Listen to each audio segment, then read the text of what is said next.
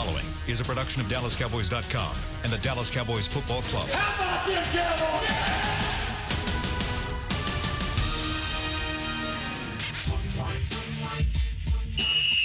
Let's go, baby. Are you ready for a break? Yes. Are you ready for a break? Absolutely. Ready for a break?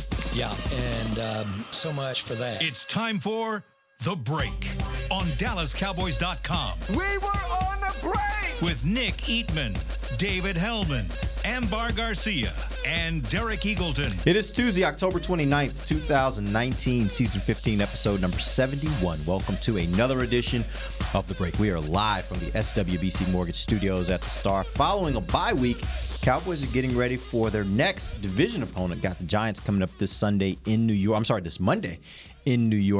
And before we get into all of that, we'll talk about that tomorrow and on Thursday. But today, we have to talk about signing Cowboys over the weekend. Actually, it was last Thursday, I think. Thursday evening at about the time we were all settling into a nice bye weekend. The Cowboys made the decision to trade for one Michael Bennett. They trade a 7th-round pick that could become conditionally a 6th-round pick. I want to get all of your opinions on what you thought when you first saw that the Cowboys made this move. Let's start with you, Nick. Well, you don't want to know what I first thought, but No, I really do want to know what you first thought. well, I was disappointed that we didn't kind of get more of a heads up on it. We felt like we had an opportunity to do that, but my first thought about the actual move that pertains to everyone else, just another guy that Well, actually, my first thought is why do the Patriots don't want him? I mean, why does Bill Belichick, the best coach of all time, not want him? So that's my first thought, really. But I feel like he'll help. He'll help if they can rotate him the right way. He probably does what Tyrone Crawford was doing, is inside-outside flex guy. Dave, what did you think? Sorry, I was waiting for the illustrious host. You needed me to say your name? Okay, well, Dave. Sorry. My first thought was, oh, bleep. Bleep, bleep. Put the beer down. You put the beer down. I guess those plans are on hold. Bleep. Oh, Nick's calling me. I guess I got to write this story. Bleep, bleep. I thought we were on a bye week. Welcome to the world of DallasCowboys.com, right? Pretty much, yeah. So we got all that taken care of. And then once I got over the initial shock of, and I mean, we're not. We play some things close to the chest sometimes. Like, we'll hear whispers that, this is in the works. Don't say anything or you're fired. This might be coming down later today. This was not one of those, though. Like, I mean, we were completely blindsided by this, right? Yeah. I hadn't heard anything about it from anybody. I left work on Thursday thinking that nothing interesting was going down. So kudos to them for playing that one really close. Anyway, once I got over the shock of it, I think it's a great deal. I don't really worry about that with, why doesn't Belichick want him? Because the Patriots scheme is so unlike what Bennett has experienced most of his success doing. Everybody's already tied the parallel with Chris Richard. Jason Garrett talked about how that was a big selling point for why they were comfortable doing it. He can play end. He can play tackle in nickel and rush situations. I think it's a great trade. This is the type of trade I love to see because you're not mortgaging your future and you're getting a guy that can really help you right now. He's an outspoken guy. He's got a reputation, and a lot of people don't like him because of that. If it doesn't work out, it was a 7th-round pick. Whatever. You can part ways with him for no real loss at all. I think it's a lot of upside with very little downside. I love it. Something just doesn't feel right to me in a way. I'm like, there must be something else. I don't know, because it seems too good of a trade for it to happen. I just don't know. I can't pinpoint what it is, but it just seems one of those situations where it's too good to be true in a way.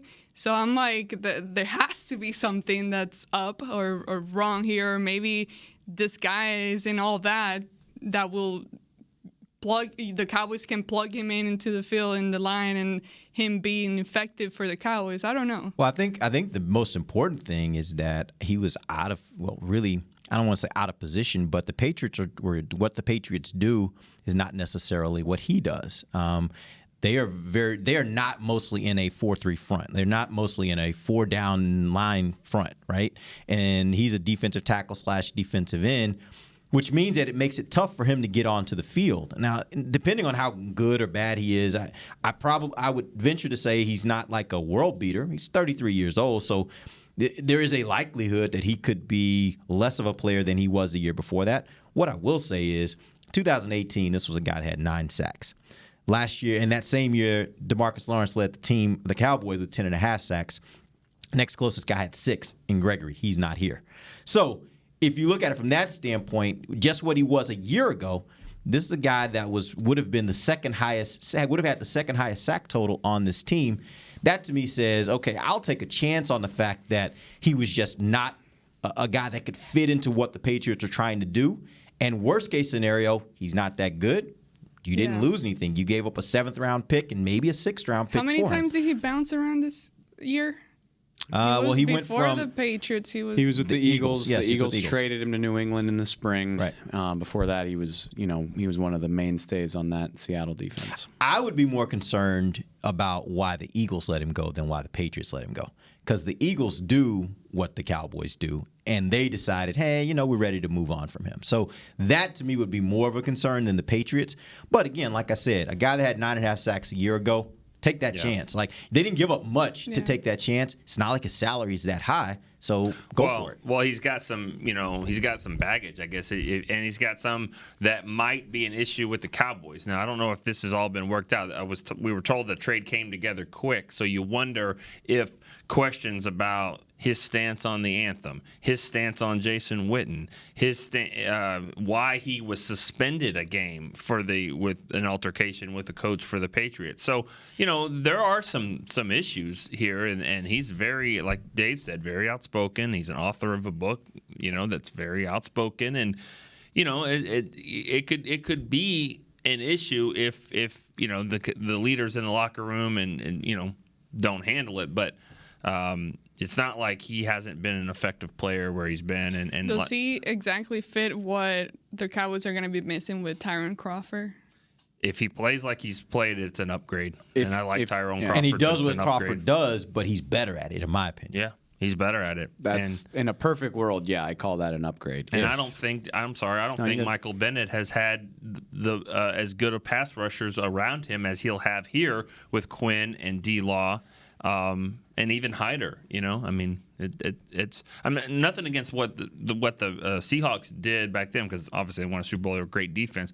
They had about 4 really good rushers, right? Yeah, good rushers. They didn't have a stud. They just had 5 really good. They had Averill, they had Bennett, they had another dude whose name is escaping me. Clark didn't get there till later, but they had at their peak they had about 5 that just kept coming. Right, which is kind of what you're recreating here, I think, to some degree. You can't say that Bennett only cares about winning because he forced his way off the best team in the league, but I think he cares about winning and competing and having a role. I've never met the guy, but he seems like an alpha in the truest terms. I met his brother. Yeah. Craziest player we've ever had, I think. No.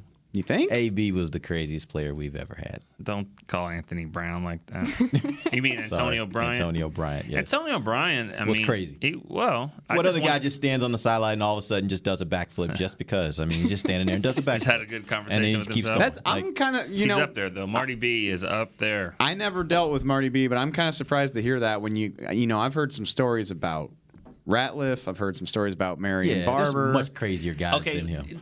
Crazy's not the right word. No, it's not the right word. Yeah, it's not the right word. He was an interesting guy. He's interesting, yes. And he eccentric. Yeah, and he, when he was gone, he said what he said about Jason Witten, and I think Bennett was in that interview with Michael Bennett. It was in an the interview. ESPN the magazine profile. They were both. What was in it. this whole thing about Jason Witten? Well, Martellus said that he respected Jason Witten as a player, but just didn't like him, and I bet you it was mutual just because, that they have a different approach to the game. And I think you could say Martellus Bennett, I don't know if he loved football. I think he loved what football gave him because he always had interest in doing other things. I don't know if he was as interested about. Football was just one thing that he did. That's the point. He may have loved it, but it was just one thing. It didn't mesh I with think Jason that was Witten. also the point about Martellus that made people look at him a little different is because he did have a lot of different interests, and they weren't the typical interests that you see from a 6'5", black guy. Like the things that he did, he was very interested in a lot of cerebral things. And I think people are like, that seems weird. Like he's writing kids' books and he loves technology. Like there are all these things that said maybe this is a nerd, but he's in a football player's body. You remember when so it seemed weird to people. You remember when he got, I forgot exactly what it was, but he got fined by the Cowboys and he did an apology, and he rapped his own apology. Yeah. And I mean, he was just different. He rapped it out. He rapped it out. It was kind of pretty good. I actually had a lot of respect for Marty B from the standpoint of I had more respect for him after he finished playing because I did see the fullness of the person that he was and all the different things he was interested in. And I think he's good at a lot of those things as well. I remember when I went to the Pro Bowl, I think it was in 2014, the Cowboys were coaching it, and I was there to cover the Cowboys, and he had made the Pro Bowl with the Giants, I believe, maybe with the Bears. I can't remember. I think it was the Bears. And he was talking to the Giants people, like, hey, how you doing? Then he sees me, and he was like, damn, I've been on a lot of teams, man. Because he's like, I know you too. So he had a good career, and I know we're getting away from things a little bit because they are different people. They are. Yeah, I mean, I don't care that much about Martellus Bennett's role in this whole thing. They're different guys, but again, I mean, that is something to watch. Michael Bennett is, again, he's an outspoken guy. You can talk about the anthem stuff. I think. Not maybe, I don't know if he's the author of any children's books, but I think he's another guy that is, he's a little bit more 3D than, he cares about stuff besides. He's an author of a little more controversial book than that. I mean, but I again, forgot the exact title, but it's what makes white people uncomfortable or something? I didn't know that. I heard you mention it before. Something like that. The author of the book. I mean, he has been at the forefront of this national anthem and police brutality debate and all that type of stuff. Like, about a month ago, we were talking about the dynamic with this group of guys in the locker room, how everything's so well, all these guys get along. The only one was Taco, now he's gone. And then this guy coming in with this baggage with him, does that... All right, real quick, hold on. I'm going to pause you right there. We're going to take our break. When we come back, I actually want to talk about that. Okay. I want to talk about how he affects this locker room, and can this locker room withstand a guy that's pretty outspoken, and we'll see how that plays out. We'll talk about that when we come right back. This is DallasCowboys.com radio. While a player can look good on paper, it's when he's out on the field that you really find out what he's made of. That's why the Cowboys rely on more than just stats and scouting reports when building their team. When picking a tractor, it's why you should rely on more than just specs and features. You've got to take it out and put it to the test. The Cowboys did when they named John Deere their official tractor. Experience one for yourself. Visit myjohndeerdealer.com/football. Do you want the most interesting, up-to-the-minute Dallas Cowboys news straight from the Star in Frisco? How about exclusive and on command? That's right, news and nuggets you can't find anywhere else. With our exclusive Cowboys content on Alexa, you can have all the answers, secrets, stories, and more. What's Stephen Jones thinking during a game? What's Joe Looney's favorite pregame meal? We take your questions to Cowboys players and coaches, and you can hear the answers directly back to you. Just say, Alexa, open Dallas Cowboys. Want to use what the pros use? How about the official men's skincare brand of the Dallas Cowboys, Jack Black? Right now, you can get the Jack Black Starter, a curated collection of Cowboys locker room favorites for just $10 with free shipping. The starter includes 4 Jack Black skincare favorites, plus a full-sized intense therapy lip balm. Go to getjackblack.com/Cowboys and use the code word TEAMJB. That's getjackblack.com/Cowboys. The Jack Black Starter, $10, free shipping. The excitement of Dallas Cowboys football is back at AT&T Stadium. The place is going crazy in Arlington, Texas. Don't miss your chance to see the Cowboys live when they host their NFC East rivals, the Eagles, Giants, and Redskins, plus the Green Bay Packers and more. Elliott works his way through and walks the dog. Single game tickets are on sale now. Get them before they're gone. First and goal, quarterback sneak. Prescott pushes up the middle. Touchdown. Visit DallasCowboys.com to get your tickets today. Back to the break. Welcome back. It's the second segment of the break, live from SWBC Mortgage Studios at the Star. We're talking about the addition of Michael Bennett to this team. He was out of practice this morning. It's a pretty messy day out there, but they're practicing outside. Michael Bennett was a part of that. Before the break, we started talking a little bit about how Michael Bennett will fit into this locker room. And Amber, you laid out the question. I'll throw it out to the group. How do you think he works in this locker room that seems to be pretty cohesive on the same page, a lot of seemingly similar type, or at least meshing type personalities, not really outlier type guys that kind of are very different, in my opinion. What do you guys think? I think it's the same conversation we've had on this show a dozen times at this point. Is like, at the end of the day, line one is always, are you good at football? And if Michael Bennett can accomplish what they brought him in here to accomplish, which is help them get sacks, I think the rest of it will take care of itself, to be honest. And like, he's not the only guy in that locker room with outspoken opinions or different interests besides football. He probably voices them a little bit more often than what we're used to seeing here with the Cowboys. I'm interested to see how that manifests itself. But again, if he is contributing and is part of a winning effort, I think the rest of it's going to take care of themselves. I mean, we haven't talked about it a whole lot, but Robert Quinn had his own role in the national anthem protests as well, and that has hardly been mentioned since he got here, and it hasn't really shown itself on the field to this point either. So, again, if he's good at football and is taking care of that aspect of it, I think the rest of it will sort itself out. And that's kind of what I said at the top of the show too. Is if it is this gigantic problem and he just butts heads, then you didn't invest that much in this anyway, and it's not something that's hard to get away from. You know, if you really think about it, though, and I said this before, and I'm going to change what I just said a few minutes ago. There really are a lot of different kinds of personalities on this team, because you think about a guy like Amari Cooper, who is very, seemingly sometimes kind of to himself, very cerebral guy, loves to read. He's that kind of guy, right? And then you got a guy like Tank that's just like, he'll say whatever comes to his mind in whatever way it comes to his mind, and he'll do it on camera. He doesn't mind getting out there and saying it the way he wants to say it. And then you got a guy like Robert Quinn who gets off the plane in his bathrobe and, is heading to his car. Like, there are a lot of different types of personalities, very, very different types of personalities on this team. And maybe, again, like Dave says, maybe it's all about if you can get them all to buy into this common theme of we want to win, then it really doesn't matter. Right. I agree 100% with that. And as he said, it's all about, how well you play football. You put up with a lot of stuff if guys are, playing football and not being a distraction as well. Because when we saw guys like Terrell Owens, I mean, he was good at football, but it was too much of a distraction. Not that good, I guess. And like I said, I mean, he was unhappy on the best roster in the league, or one of them at least. But again, I think the best defense. The opportunity to actually play a role in winning games is, I assume, what he's after. And unfortunately, because of this weird week, it's Tuesday afternoon and we haven't had a chance to talk to him yet. Hopefully that happens later today.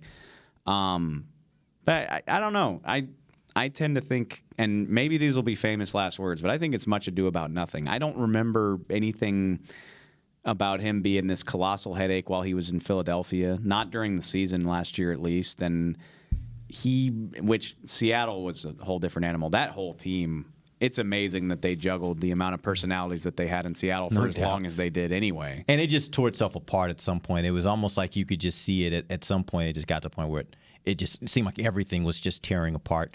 Because all those personalities at some point, it just wasn't going to work anymore. But at the end of the day, I mean, he wants to play a role in winning football games for a good team, and if he's got that opportunity, then I think the rest of it will take care of itself. Has he ever had a shoulder injury? Are you referencing his non-existent shoulder pads? My God. I mean, it's just like punters have bigger shoulder pads than that. Yeah. Just wonder if it's ever been an issue. He's always done it, Yeah. It's got to be like the minimum requirement. Hasn't seemed like it's gotten in the way of him getting 65.5. Seems like it Hopefully doesn't happen here, because these injuries with the Cowboys seem to be a trend. Mm-hmm. So it's definitely it's just the Cowboys. Yeah, it's around the yeah, in my eyes, it's just the Cowboys. I did have another question though on this. Do you guys think that this move was about? Now we already talked a little bit about Tyrone Crawford. Do you think it's also somewhat of an indictment on a guy like Tristan Hill, who they drafted in the second round And you would think that maybe they would be looking for him to get an increased role when Crawford goes down, especially at the defensive tackle position. Do you think that this move was more about that or more about the fact that, look, we're really replacing what Tyrone Crawford did, and Tristan Hill's still going to be just Tristan Hill, which means he's going to be inactive? So both. I mean, I think the fact that when Crawford went down, you were hoping that Tristan Hill would be ready to, kind of step in, and now he's probably going to be inactive again. So, yeah, it's an indictment on the fact that he's not ready to contribute. Not that he was ever going to be as good as Michael Bennett, I don't think. But, I mean, not now, but I'm just saying, I mean, yeah, you knew that. But I think that if he was a really good player, that was playing at a starting level, no, you wouldn't feel the need to do that. But would you expect more, or do you expect more from a second-round pick? Absolutely. Yes. No, I mean, and yeah. I feel like people give us a hard time for like defending the pick simply because, I mean, it's way too soon to call him a bust. I mean, that's a multiple year conversation, but 58th overall pick, his role on this team is very, very disappointing. There's no way around it. I don't necessarily think those things are connected.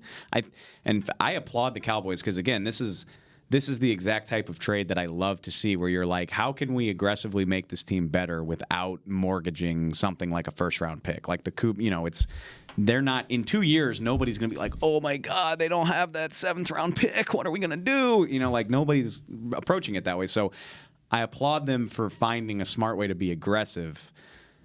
I think they might have done it if Tristan Hill was good. But at the same time, it reminds me of kind of Tony Pollard a little bit. When Zeke holds out, everybody's like, well, we feel good about this Tony guy. Like, let's see how much we're going to miss Zeke during the preseason. And sure, some of that was posturing, but like, you're not hearing any of that about Tristan Hill. Like, there's no positive hype about his performance to this point in the season on the field, or even, not even like behind the scenes. Like, man, he's really given the scout team fits though, or like he's given the starters fits on the scout team. Like, you're not hearing any of that type of stuff, and that's disappointing for a guy that was drafted in the top 60 picks. And I'll say this though, I've heard from coaches just off camera and off the record type conversations where they're talking very highly of Tristan Hill and his future. And I understand how fans can be upset of, they keep asking, oh, what's up with this draft pick? And he's not being productive on the field. And yeah, that's kind of upsetting in a way.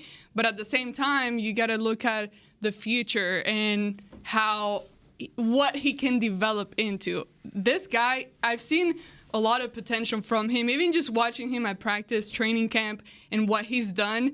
Just hit his drive. He gets up and does it again and gets angry and keeps pushing. He's not the type of guy that's just kind of walking around with his head down, kicking his foot around. He has Tristan Hill? Yes. This is surprising to me because I've never heard anyone say that. I haven't seen that. I to the point where I was, not to cut you off, but I was wondering, are we still talking about Tristan Hill? Tristan Hill, yes. I was when I heard people talking highly of him, not necessarily for this year though, for the future and what he can turn into and what they see him becoming, not as of right now for this season. We actually we did a draft show during the bye week, and we talked about that with Tom Siskowski, I don't view it. How do I view it? I guess it is a little bit of an indictment. I don't blame them, I guess is my point. But when you hear the cliche in the spring about best player available, remember this, because it's very obvious to me that they reached for a position that they thought they needed down the line. They thought, they need a versatile tackle who they think can rush the passer. They love his traits. They do feel very good about what he can become. But it's pretty obvious to me that they probably drafted him thinking that he might not have a huge role on this team, and that's a pick for the future. And they probably knew they couldn't get him at, I think they picked at 90 or 91. Like, he won't be there then, and we need him. So we're drafting him early. And so I don't blame them for that, because in the long run, I do think it's a smart call. But they reached for him. They just did. And NFL teams do that in the draft all the time. They don't want you to think that they do, but they do. And by the way, this is a team that traditionally, the second round pick is a pick they are willing to take chances with. They say, hey, we'll draft a guy that's injured, and know that we may not get much out of him the first year. We hope by the second, the third, the fourth year we do. And they've had mixed success with it. There have been some guys that have panned out. There have been some guys that have not. But the point is they love to take chances in the second round. I think it gets even more highlighted when they don't have a first-round pick. Because then your top pick is a guy that's either boom or bust, right? Totally. It's unfair to Tristan that he – he's being shouldered with first-round expectations because he was the first guy picked. If they had a first-rounder playing great and starting every game and Tristan Hill wasn't doing much, I don't think that many people would care. I've seen second-rounders get hidden because they had 2 first-round picks. I mean, nobody really remembers Kevin Burnett, in the second round. I know, you do. He probably wasn't, or the same. Brother, but I'm just saying, because you have 2 first-round picks, it's like no one's thinking about that. We haven't really talked about him because he's been hurt, but Connor McGovern, I just said they reached for Hill. Connor McGovern was a true best player available pick. It was just so obvious that they should draft him that they did it. If he was healthy and inactive, nobody would care because they'd be like, well, yeah, what's he supposed to do? There's Pro Bowlers and experienced starters at every position on the line. And so it's just the circumstances that you're drafted into. But having said that, you should not be a healthy inactive if you're a top 60 pick. It's just not a good look. All right, we're going to take our final break. When we come back, I want to talk about the trade deadline. It's happening today at 4 p.m. Eastern time. I want to ask you guys if you think the Cowboys make a move, and if they do, what position would it be? We'll do that when we come right back. This is DallasCowboys.com radio. Your new apartment's big. Such a great deal. It's okay. Just okay? What's not to... Right above the subway! Well, I bet you don't even notice it after the... That's my neighbor! Angus! A deal that's just okay is not okay. Get a great deal with America's Best Network. Come into an AT&T store and learn how to buy one smartphone and get a second one on us. Based on GWS 1 score, September 2018. It's time for Tailgate with the OtterBox boys. OtterBox? The makers of those crazy protective phone cases? The one and only. They're also wild about protecting parking lot parties from sad drinks. It's why they made Elevation tumblers. Rumor around the crockpot is they're made from stainless steel with a copper lining to keep temps hot or cold. True. They even come in 7 different sizes, up to 64 ounce, the growler. I like how OtterBox drinks. Thinks. And that's been Tailgating with the OtterBox boys. Check out all the colors and sizes of their Elevation tumblers at OtterBox.com. A man's Stetson doesn't just protect him from life's elements. It projects an unstoppable and legendary spirit, just like the men wearing silver and navy on the field every Sunday. Since 1865, Stetson hats are American-made with pride right here in Texas. They are still the official crown of all self-respecting Cowboys. And Stetson is proud to be on the field with America's team. Find Stetson hats in the Pro Shop or at Stetson.com today.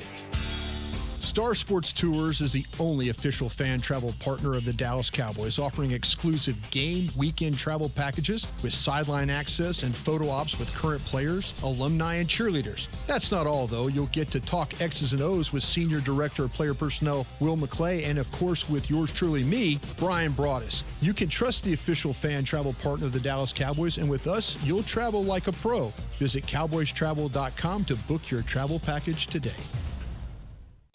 Back to the break. Welcome back. It is the final segment of the break, live from the SWBC Mortgage Studios at the Star. Today is the final day before the trade deadline. Today at 4 p.m. We're going to ask some questions about that. But before we do, Nick, you got a message for us? Well, I was going to just talk about the Salute to Service Plaza Party. It's kind of a mouthful to say. It's on the November 9th, Tostitos Championship Plaza. The Salute to Service Plaza Party. Enjoy live entertainment, military ceremonies, Dallas Cowboys alumni, autographs, and more. After the event festivities, the Star will be hosting the top 2 Madden players as they face off in the EA Sports Madden NFL 20 Club Championship presented by Spire. You guys play Madden? Dave, you play Madden?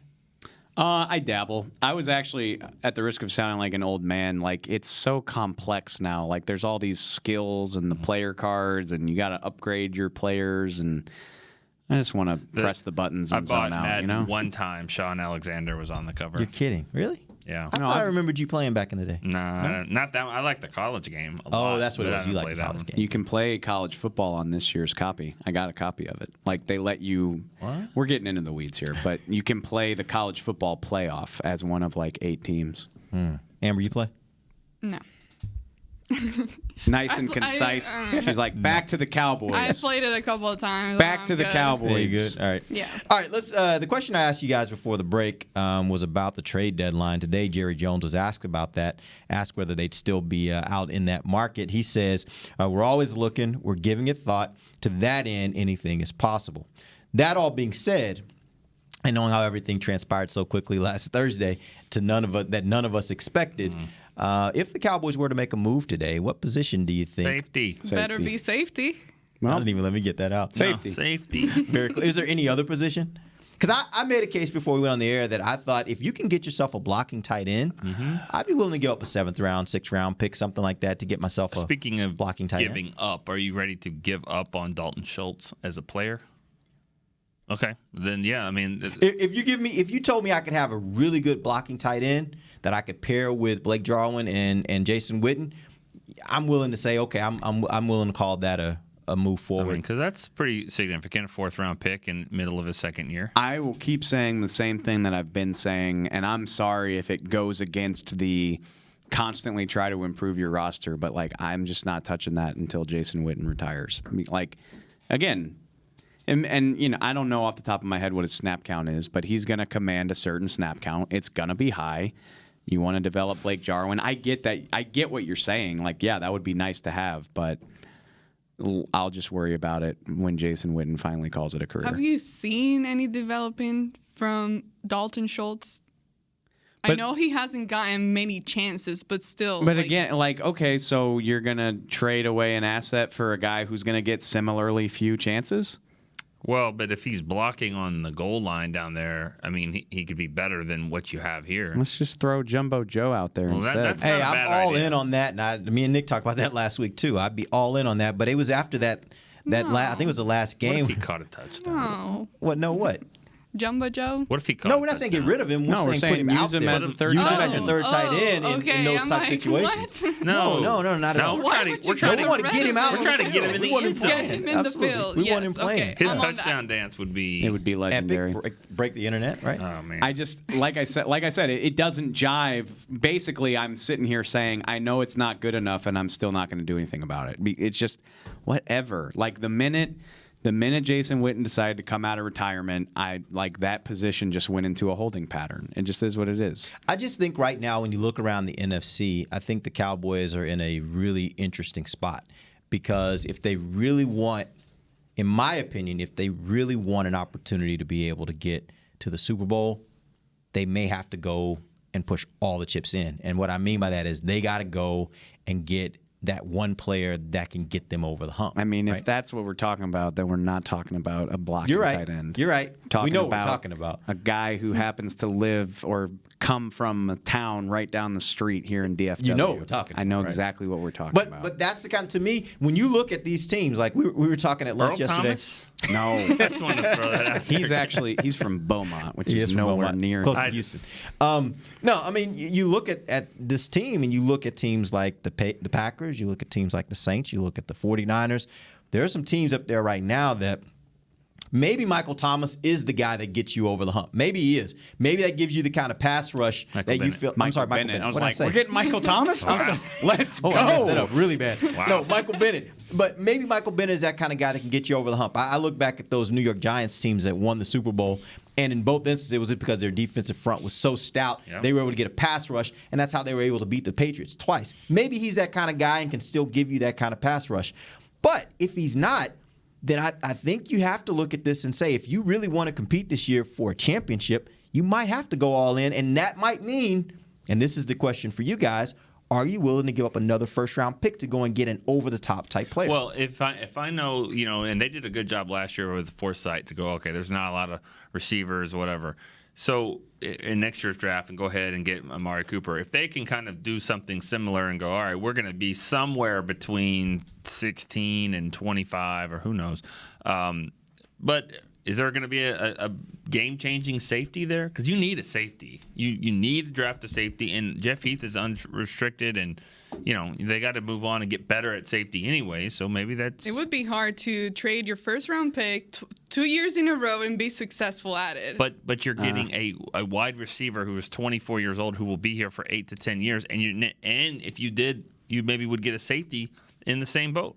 I will address the elephant in the room or the tiger in the room, as happens to be the case. I've already said I would do that deal. His name is Jamal Adams. He plays for the Jets. The thing is, it would be completely different from Amari because you wouldn't have to turn around and pay him. He's got 8. You don't think? Well, you're right. I mean, you could get in a situation where he does a Zeke and he's like, I want to hold out for more money. Theoretically, after this year, you can negotiate with him. I do not think he is that astonishingly good that he would try to do that. So I think you would get 8 games of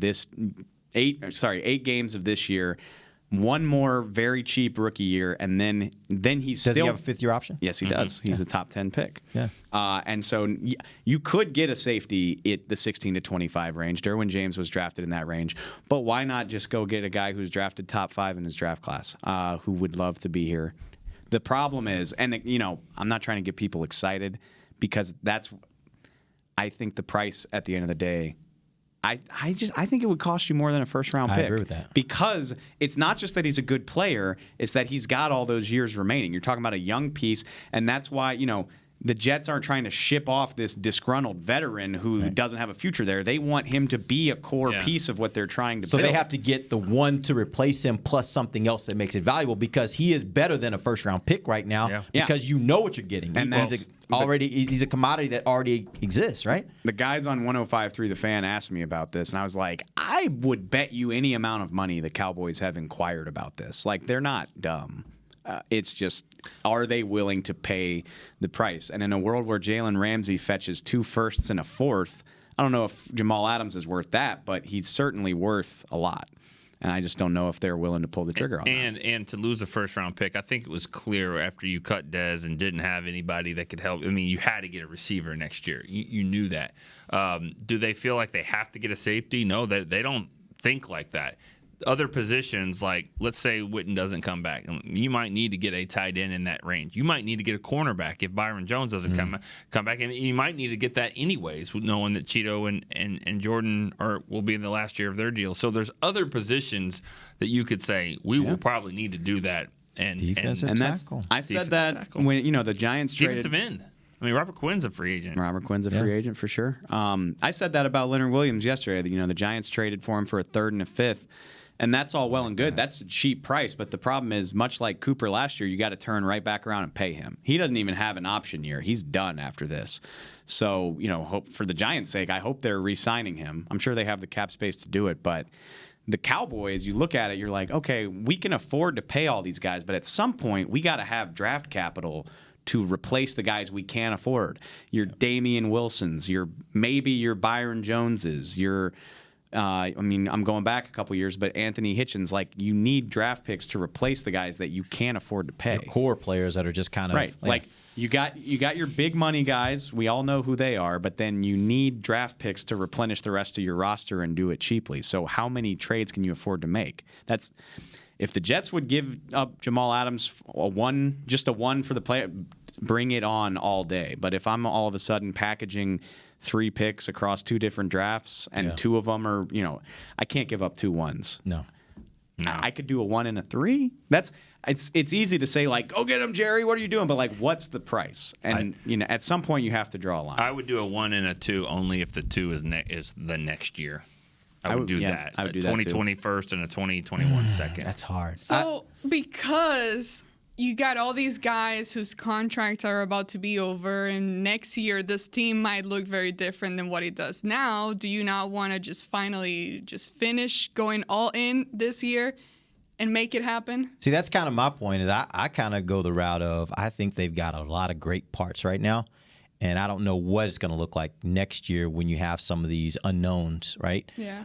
So if I'm Jerry and I'm sitting there and I'm trying to think of where I am as a team and what it would cost me to do more, I think I'm at a point right now where I'm like, man, if I got that one guy that I think pushes me over, I'm going to push it all in and I'm going to say, let's see what happens. Because I do believe the Eagles basically bought themselves a championship because they went all in that year. Mm-hmm. And I think that, I think the Cowboys have that kind of team where they have enough talent at all the different positions that if you're willing to go all in, I think you got a pretty good shot. I would argue that, see, the Eagles gave up a lot to put themselves in position to get Wentz, and that was the catalyst for everything. But, like, that's what I always said is, like, none of those moves were just back-breakingly heavy investments. Like, Jernigan was not this crazy investment. Ajayi was not this crazy. Yeah. You're not talking about giving up multiple first and second round picks, right. Which, again, and we don't know, but I got to know what the price is. Let's see what they do today because they know right now that they just played the game. They're not better than the Cowboys. They know that. I mean, what the Eagles do today. So watch what the Eagles do. See, I heard a cornerback that the Eagles might be looking at. Who's the cornerback? Slay? Yeah, I think that I heard that maybe they were looking at him. Yeah, they're looking at Mike Evans. Wow. Yeah, but I mean that doesn't mean these teams are ready I don't want that to happen.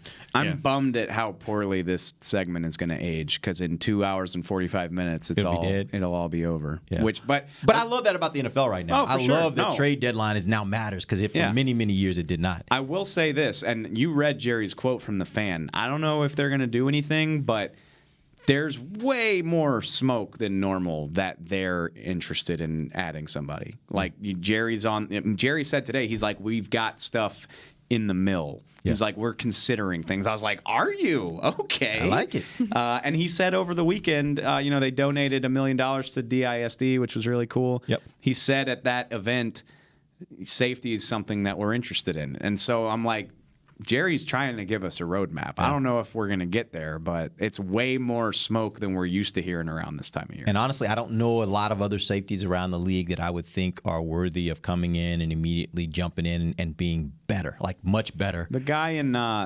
Miami comes to mind, Rashad Jones, but Did you see Minka playing last night? I actually didn't watch the game, but I heard he made a good play. He's playing pretty good. I would have done that too. I know. Jones's salary is pretty big though, and there aren't a lot of great safeties on bad teams. Yeah. Other than the ones, mainly the one that we've talked about. Yeah. So I don't know. We'll see. We shall see. Today is the deadline at 4 p.m. Eastern time, so 3 p.m. Central time. We'll see if the Cowboys make any moves, and we'll be back tomorrow to talk about it, see what happens. And then also we're going to get into the Cowboys versus Giants. I guess we're going to have the Giants offensive breakdown tomorrow from Dave. Till then, for Nick Eatman, Dave Hellman, Amber Garcia, I'm Derek Eagleton. This has been The Break, live on DallasCowboys.com radio. This has been a production of DallasCowboys.com and the Dallas Cowboys Football Club. How about this, Cowboys?